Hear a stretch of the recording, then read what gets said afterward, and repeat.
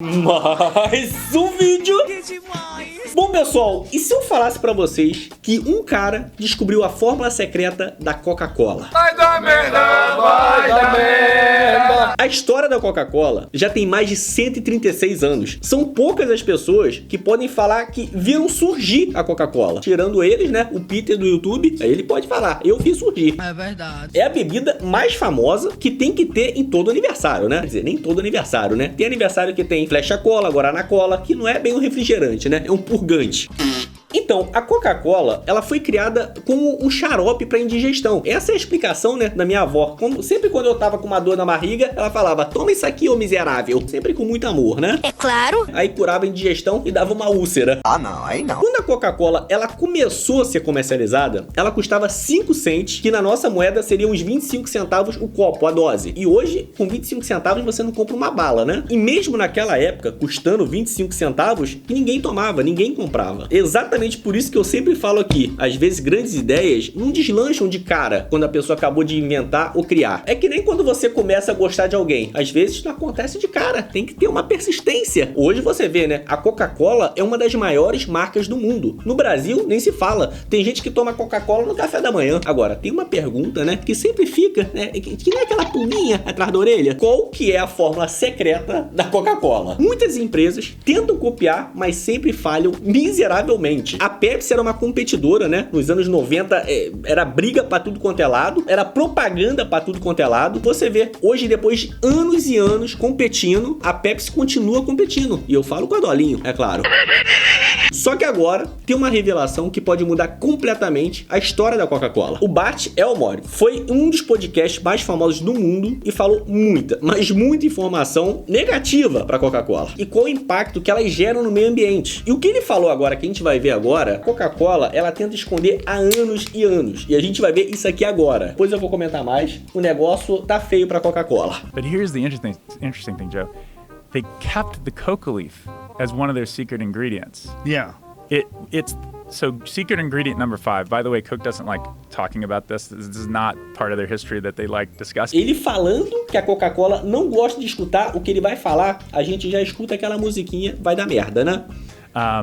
But it's clear as day in the archives. You can see it. So it's called merchandise number 5, the 5th secret ingredient in Coca-Cola. And I like the name. Porra, 5 ingredientes secretos. E ainda tem gente que confia, né, na fiscalização de alimentos. Agora eu tô seguro, estou comendo esse alimento aqui. Por quê? Porque ele foi fiscalizado. Tá bom, né? A gente confia assim. Isn't it merchandise number 5? Well, the whole idea is that you name things so that no one asks questions, right? What's merchandise number 5? Also, that ingredient includes a little bit of the cola nut, which is from West Africa, actually. And it was originally in there because it has caffeine, another kind of caffeine kick. That's where Coca-Cola comes from. But cola, by the way, is with a K, the actual cola nut. Anyway, that's merchandise number 5, and it's basically the flavor of the coca leaf, the essence of the coca leaf. And the way it works is these leaves are brought in from Peru is actually where Coca-Cola sourced it. And that was crazy. I had to track down, okay, where are they getting their coca leaves from? And there's this company called Maywood Chemical Company. Today, the company's called Stepan Chemical Company. Is that in New Jersey? It is in New Jersey, exactly. Maywood, New Jersey. Yeah, they're the ones who process it and they make medical grade cocaine out of it and then use the flavor aspect of it. Ou seja, eles usam cocaína na Coca-Cola. Tá certo, tá certo. For Coca-Cola? Exactly. And Que merda, technically, at first, as you put it, most of the cocaine was going for pharmaceutical uses and for, lidocaine, all sorts of things like that they use for legitimate purposes. But Coke needed actually so much flavoring. Think about their brand; it's so big. Like wheatgrass juice, you gotta squeeze a lot to get, exactly. get a cup. So they had to come up with this special. I love it. You can't make this stuff up. This is why history is fun. There's a special exemption in our laws for what are called special leaves from Peru. And if anybody looking at it saying, well, what the hell are these special leaves, And they're special because they're allowed to come into the United States exclusively, basically, to create the flavoring extract for Coca-Cola. A lot of people call it the Coca-Cola Joker. How closely do you think they monitor that supply? Very closely. they would have to. Yeah. Like if a bundle or two fell off a truck here or there, that could be extremely profitable. Right. I talked to somebody once. They said, so is there like a pile of cocaine somewhere up in New Jersey, you know, where this is happening? And, you know, I don't think that's the case. But here's the crazy part, too. This is what's fun about tracing these stories of ingredients, because they lead you to places you never thought you'd go, like this book, which we'll talk about. But it got weird. If that's not weird, it got weirder in the 60s because Coca-Cola wanted to figure out a way to make coca leaves in the United States, to grow their own coca leaves. They weren't satisfied with this trade with Peru. And these are declassified DEA documents at the National Archives. This is not like, you know, Tinfoil hat. Something crazy.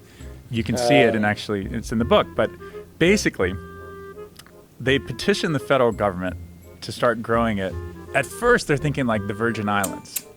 But then they're like, I don't know, there's like all these tourists, it's gonna be crazy. But they have to find a climate and a location, geography where they can do this. And they ultimately go, okay, what about Hawaii?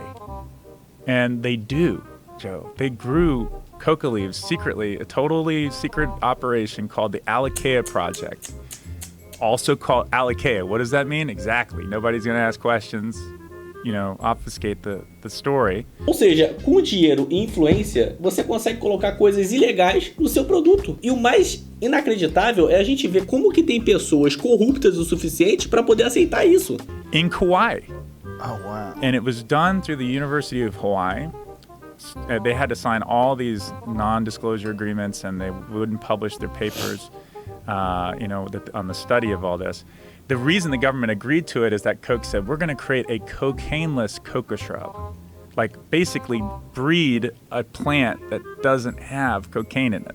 A empresa fala, vamos criar uma folha de cocaína sem cocaína. E aí, foi lá os caras e acreditou. Tá bom. Isso é tipo o Ronaldo falar, eu vou na Lapa, vou só passear. A gente acredita que ele não vai pegar nenhum salsichão. E quem já veio no Rio na Lapa sabe o que eu tô falando. And, of course, that never really transpires, but they do end up growing secretly behind barbed wire fences coca leaves for Coca-Cola in the 60s. Que bizarro, pessoal. Quem diria que em uma festa de criança poderia ter um componente que o Casagrande gosta? E eu falo da Coca-Cola. Tô sabendo, vai. Mas é claro, né? A Coca-Cola, ela também é reconhecida medicinalmente, é usada por culturas ancestrais e na época era considerada como uma planta sagrada. E muita gente usava a folha de coca, comia a folha de coca para poder subir grandes altitudes. Porque, se é que você me entende, ela não é Red Bull, mas ela te dá asas. É mesmo? É? Então, assim, muita gente mascava essa folha porque ela dava uma energia muito grande e a pessoa conseguia fazer várias outras coisas. Só que não se sabia dos malefícios. Só que, como hoje sabe dos malefícios, o que o médico fala? Corte o refrigerante. Fica a dica aí, né? Eu já não tomo refrigerante há muitos anos. Eu tomo refrigerante, acho que 1 ou 2 vezes no ano, no aniversário, alguma coisa assim. Hoje eu prefiro muito mais água com gás. É bem saudável, né? É verdade. Bom, pessoal, comenta aqui embaixo o que você achou do vídeo, o que você achou de saber o que tem na Coca-Cola e se depois de saber você vai continuar tomando refrigerante ou não, ou só vai indicar pro Casagrande mesmo. Fica essa dúvida, né? Pessoal, assista também os vídeos anteriores, é só você clicar aqui na tela. Espero que tenha gostado do vídeo e a gente se vê aonde, meus queridos? A gente se vê no próximo vídeo, seu Dival.